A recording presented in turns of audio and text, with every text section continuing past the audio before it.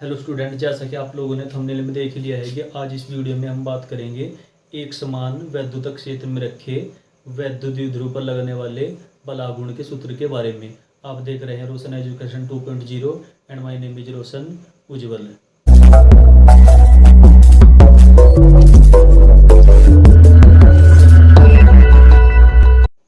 अब हम इसका फिगर बनाएंगे कि एक समान वैद्युत क्षेत्र में कोई वैद्युत द्विध्रुव उसके साथ किस प्रकार रखा है।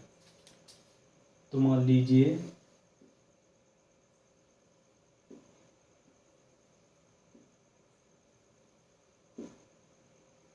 ये कोई एक समान वैद्युत क्षेत्र ई है जिसकी डायरेक्शन प्लस से माइनस की ओर होती है और इसमें एक वैद्युत द्विध्रुव बना लेंगे।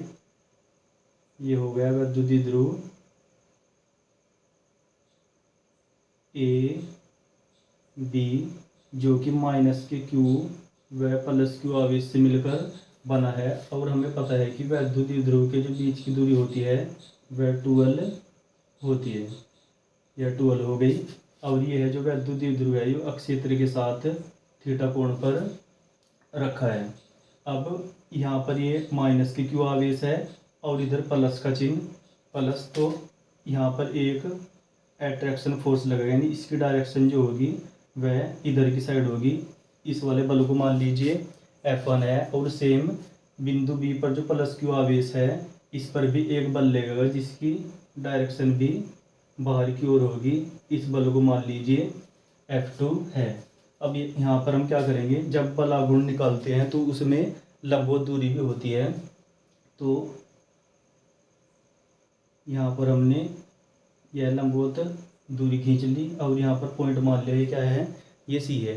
अब चित्र ये कंप्लीट हो गया। अब जैसे जैसे हमने इस फिगर में किया सेम वैसे ही हम लिख देंगे। चित्र में हमने क्या कैसे बनाए कि माना एक समान वैद्युत क्षेत्र ई में कोई वैद्युत द्विध्रुव ए बी अक्षेत्र के साथ थीटा कोण पर रखा है और यह वैद्युत द्विध्रुव माइनस के क्यू व प्लस क्यू आवेश से मिलकर बना है जिनके बीच की दूरी 12 है। अब माइनस क्यू के कारण लगने वाले बल F1 तथा प्लस क्यू के कारण लगने वाले बल, इस पर जो बल लग रहा है F2, ये दोनों परिमाण में तो इक्वल होंगे यानी Q इंटू ई के, लेकिन इनकी जो दिशा है वह विपरीत होती है। तो इस प्रकार ये एक बलयुग्म बनाते हैं जिसे हम प्रत्यानयन बलयुग्म कहते हैं। इस प्रत्यानयन बलयुग्म के कारण यह वैद्युत द्विध्रुव जो है यह घूमकर वैद्युत क्षेत्र की दिशा में आने का प्रयत्न करता है और जब कोई चीज़ घूमती है तो उस पर एक बल आघूर्ण लगता है। यह बल आघूर्ण क्या होगा, यह बल आघूर्ण हो जाएगा, यह बल आघूर्ण टो बराबर ये हो जाएगा, टो बराबर हो जाएगा इनमें से कोई एक बल ले लेंगे और लंबवत दूरी। बलाघूर्ण टो बराबर क्या हो जाएगा, एक बल तथा लंबवत दूरी। तब टो बराबर बल F हो गया और लंबवत दूरी इसमें क्या है, ये है BC। अब इसमें एक फिगर और बना लीजिए। ये एंगल कितना है, ये एंगल है थीटा और इसको वैद्युत द्विध्रुव मान लीजिए यानी ये है AB, ये दूरी है 12 और ये बिंदु है C। तो हमें इसकी माप चाहिए ये कितनी है। तो यदि हम इसमें साइन थीटा ले ले तो साइन थीटा बराबर क्या होता है, लंब बटे कर्ण। साइन थीटा बराबर हो गया लंब बटे कर्ण। तब जो BC आ जाएगा यहाँ से BC बराबर आ जाएगा 12 साइन थीटा। तो हम क्या करेंगे, तो बराबर F बराबर क्या होता है, F बराबर होता है Q इंटू ई, क्योंकि वैद्युत क्षेत्र की तीव्रता जो होती है वह होती है F अपोन Q। तब यहाँ से F बराबर आएगा Q इंटू ई, ये F बराबर Q इंटू ई आ गया और BC की माप हम यहाँ से रख लेंगे, ये आ गया 12 साइन थीटा।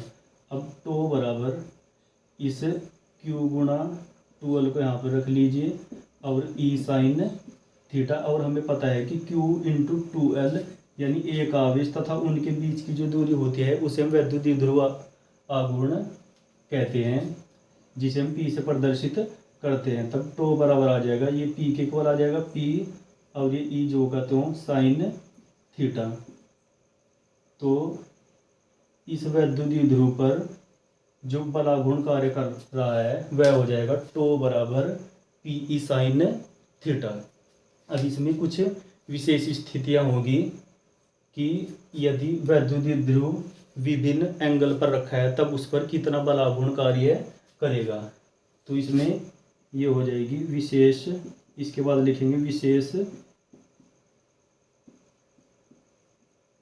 स्थितियां। जनरली क्या पूछा जाता है इसमें, जनरली यह पूछा जाता है कि एक समान वैद्युत क्षेत्र में रखे द्विध्रुव पर लगने वाले बलाघूर्ण का सूत्र निकालिए तथा यह किस स्थिति में अधिकतम होता है। बस ये पूछता है किस स्थिति में अधिकतम होता है। लेकिन हम क्या करेंगे, हम तीनों जितनी भी स्थिति इसमें बनती है उन्हें सबको डिस्कस कर लेंगे।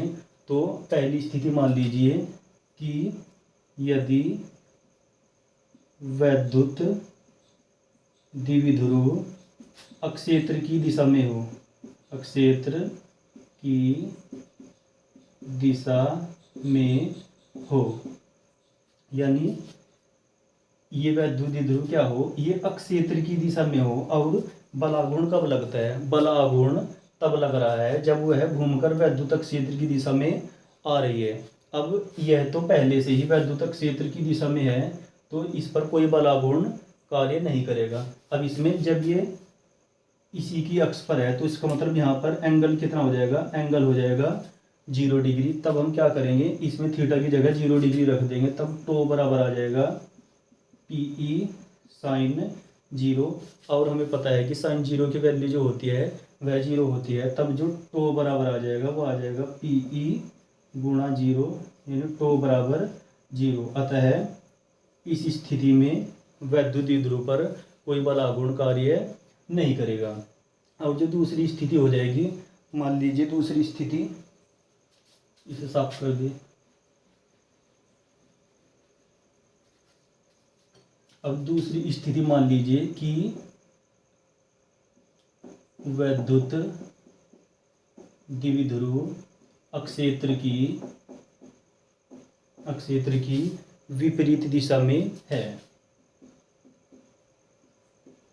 विपरीत दिशा में है।